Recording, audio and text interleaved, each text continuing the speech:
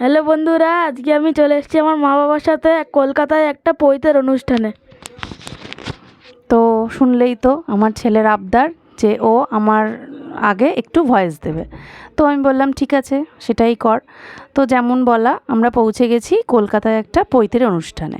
এটা হচ্ছে যে ভেন্যুটায় অনুষ্ঠানটা হয়েছে তার সামনের এন্ট্রান্সটা সুন্দর ঠাকুরের একটা জায়গা করেছে, ঠিক তার পেছনে একটা সেলফির জায়গাও করেছে।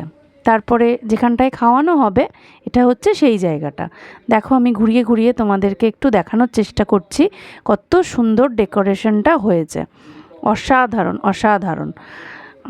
তারপরে ককটেলের একটা স্টল রয়েছে, পাশে চা কফি আইসক্রিম এইসবের স্টল রয়েছে।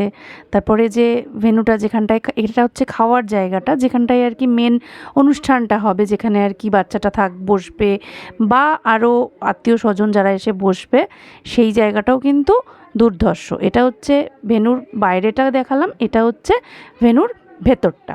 দেখছো কত সুন্দর লাগছে, কত সুন্দর সাজিয়েছেও, যেমন সুন্দর জায়গাটাও খুব সুন্দর।